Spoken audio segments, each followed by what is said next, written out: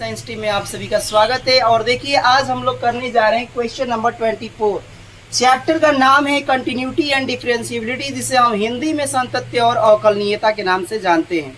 ये chapter number 5 है। काफ़ी बच्चों को ये चैप्टर समझ में नहीं आता है, लेकिन हम लोगों ने 1 बाय 1 करके सारे एक एक करके यानी क्वेश्चनों को हमने हल किया है। आज हम लोग 24 नंबर क्वेश्चन को कर रहे हैं, तो चलिए हम लोग इसको शुरू करते हैं।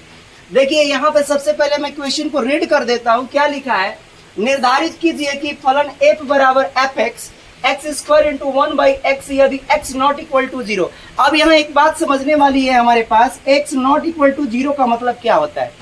x नॉट इक्वल टू 0 का मतलब ये होता है कि जो आप x की वैल्यू लेंगे वो 0 नहीं ले सकते हैं। x की वैल्यू आप 0 नहीं ले सकते हैं, या तो x की वैल्यू आप ग्रेटर देन 0 ले सकते हैं, या तो आप x की वैल्यू लेस देन 0 ले सकते हैं। यानी -5 ले सकते हैं, -6 ले सकते हैं, 3 ले सकते हैं, 4 ले सकते हैं। लेकिन अगर आप 0 लेंगे तो function will not be defined here, यानी फंक्शन को हम यहाँ पे डिफाइंड नहीं कर पाएंगे। क्योंकि आपको पता है कि जब आप पुट करते हैं यहाँ पर एक चीज हमने छोड़ दिया है, साइन छोड़ दिया है क्वेश्चन में। यहाँ पर हम लोगों ने साइन 1 बाई एक्स था, एक सेकेंड में देख लेता हूं। यहां पर साइन 1 बाई एक्स था, तो अब देखो इस जगह पर जब तुम रखते हो 0, 1 बाई यहाँ 0 रखोगे तो ये क्या हो जाएगा, 1 बाई 0 का मतलब होता है साइन, और ये आ गया इनफिनिट। क्या आपने कभी पढ़ा है साइन इनफिनिट की वैल्यू? नहीं पढ़ी ना। तो अनडिफाइंड यहाँ हो जाता है। तो अनडिफाइंड के केस में हम इसको यहाँ 0 पर हम इसको लागू नहीं कर सकते हैं, तो ये फंक्शन अप्लीकेबल नहीं है। तो आइए अब हम लोग चेक करते हैं, यानी आपको 0 पर तो छोड़ के बाकी सब चीजों पर चेक करना है। यानी कोई भी वास्तविक संख्या ले सकते हैं। वास्तविक संख्या क्या होती है, रियल नंबर का मतलब होता है कोई भी नंबर ले लो, आप 0 ले लो, 0 ले लो, लेकिन कह रहे हैं कि 0 यहाँ नहीं लेना। 0 भी एक वास्तविक नंबर है। 1 आप -1 ले सकते हो, कोई भी दुनिया का कोई भी नंबर ले सकते हो, बस कॉम्प्लेक्स नंबर को छोड़कर, सम्मिश्र संख्या को छोड़कर। तो हम लोग यहाँ पर बात कर रहे हैं x बराबर 0 पर। तो चलिए x बराबर 0 पर हम लोग लिखते हैं। यहाँ पर लिखेंगे लेफ्ट हैंड लिमिट बराबर हम लिख लेंगे x बराबर 0, या आप लिख सकते हो c बराबर 0 पर। c बराबर 0 पर हम लोग बात कर रहे हैं यहाँ पर। तो सबसे पहले हम लोग लिखेंगे left hand limit. Left hand limit के लिए मैंने फॉर्मूला बताया था, limit x tends to c plus होता है, और यहाँ लिखते हैं हम लोग क्या लिखते हैं, फंक्शन x लिखते हैं। अब फंक्शन x हो गया। यहाँ पर हमें अब वैल्यू लिखनी है, यहाँ पर लिमिट x टेंस टू, अब बताइए c की वैल्यू यहाँ पर कितनी है, c की वैल्यू यहाँ 0 है, तो आप 0 यहाँ पुट कर दोगे। यहाँ पर क्या है, प्लस है, तो फिर प्लस लिख दो। अब फंक्शन देखो प्लस कह रहा है कि 0 से थोड़ा सा बड़ा, तो 0 से बड़ा 0 के बराबर तो ले नहीं सकते, तो 0 से बड़ा में यानी इस वाली जगह पर हमें या तो x ग्रेटर देन लेना है, या तो x लेस देन लेना है। तो इसका मतलब ये है कि फंक्शन जो आएगा ये आएगा। तो हम यहाँ फंक्शन को लिख लेते हैं, x square into sine 1 by x. अब क्या करते हैं कि हम x को h में रिप्लेस कर देते हैं। तो यहाँ पर h में रिप्लेस करने के लिए क्या लिखेंगे, लिमिट, जहाँ x है वहाँ आपको h रिप्लेस करना है, फिर 0 लिखना है। फंक्शन में क्या लिखा जाता है, पहले लिखा जाता है 0, फिर यहाँ माइनस लिखना है, क्योंकि लेफ्ट हैंड लिमिट निकाल रहे हैं, ध्यान रखना, थोड़ी सी यहाँ मिस्टेक हो रही थी। यहाँ माइनस लिखेंगे तो 0 माइनस यहाँ रखेंगे, यहाँ भी माइनस कर लीजिए, हम समझे कि राइट हैंड लिमिट निकाल रहे हैं, लेफ्ट हैंड लिमिट निकाल रहे हैं, तो 0 माइनस हो जाएगा यहाँ पर। अब क्या लिखोगे, 0 माइनस, फिर लिखोगे ये h।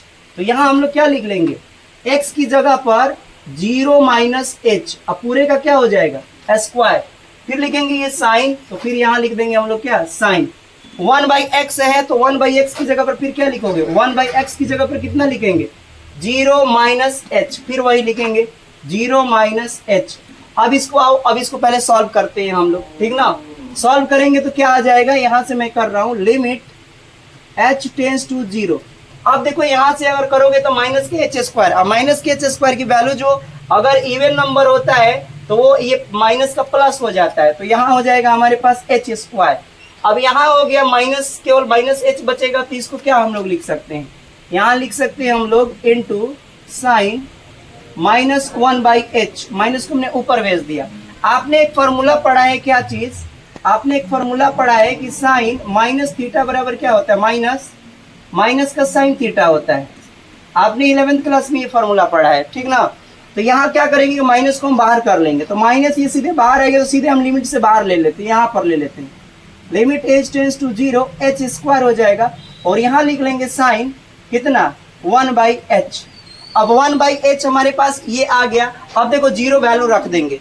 कुछ बच्चे क्या करते हैं कि यहाँ रखेंगे साइन 1/0, तो फिर अनडिफाइंड, इसको चेक के नहीं करना है, केवल यहाँ जीरो रखेंगे तो सारा वैल्यू जीरो बना देगा। क्या बना देगा? तो केवल हम लोग यहाँ रख देंगे माइनस लिमिट। अब लिमिट लगाने की जरूरत नहीं है, जब हम h की वैल्यू जीरो पुट करते हैं तो ये गायब हो जाता है। अब क्या करेंगे, जीरो का यहाँ क्या हो जाएगा, स्क्वायर, जीरो के स्क्वायर। बाकी ये जितनी भी चीजें ये सब क्या हो जाएगी, साइन आप लिखो या ये ना लिखो, यहाँ भी जीरो लिखोगे तो ये सब तो जीरो हो गया। तो ये वैल्यू आ गई फर्स्ट नंबर, समीकरण नंबर 1। लेफ्ट हैंड लिमिट आपकी आ गई। ऐसे ही हम लोग राइट हैंड लिमिट निकाल लेते हैं। राइट हैंड लिमिट का फॉर्मूला बताया था, लिमिट x टेंस टू क्या होता है, x tends to c plus minus की जगह हम लिखेंगे यहाँ पर c प्लस लिख देंगे अब, ठीक ना। फिर लिखेंगे हम लोग फंक्शन, फंक्शन का मान लिखेंगे। तो चलिए c प्लस का मतलब होता है थोड़ा सा बड़ा लिखना है। क्या लिखना है, c प्लस। तो यहाँ पर लिख लेता हूँ, limit x tends to, c की जगह पर हम कितना मान लिए हैं, जीरो लिए हैं, तो जीरो प्लस।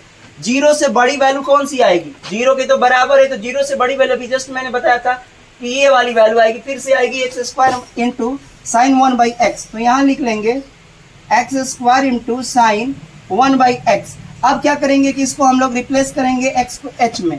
तो h में रिप्लेस करते हो तो यहाँ आ जाएगा h टेंस टू जीरो, और जहाँ जहाँ x है वहाँ वहाँ लिखते हैं जीरो प्लस h। तो लिख दो जीरो प्लस h, और फिर पूरे का स्क्वायर है तो पूरे का स्क्वायर कर लेंगे। फिर यहाँ आ जाएगा साइन, और उसके बाद क्या है, साइन के बाद 1/x है, तो 1 यहाँ पर x की जगह फिर लिखेंगे जीरो प्लस क्या लिखेंगे, h। अब यहाँ पे वैल्यू आप लोग पुट कर दो। क्या करोगे, यहाँ पर हम लोग क्या करेंगे, तो h स्क्वायर बन जाएगा। एक स्टेप लिख लेता हूँ, limit h tends to zero, और ये आ गया h square into sine 1/h। अब यहाँ पर हम h की वैल्यू फिर जीरो पुट करेंगे, तो देखो इसको जीरो यहाँ रखेंगे तो पूरा का जीरो बना देगा फंक्शन को। तो यहाँ रखेंगे जीरो का स्क्वायर और इंटू यहाँ लिखेंगे साइन 1/0। ये लिखने की जरूरत नहीं थी, डायरेक्ट भी कर सकते हो। तो अब गुणा कराओगे इसमें तो क्या आ जाएगा, ये आ गया हमारे पास जीरो, समीकरण नंबर 2। एंड लास्ट निकालते हैं हम लोग फंक्शन। तो और f(x) बराबर अब निकाल लो।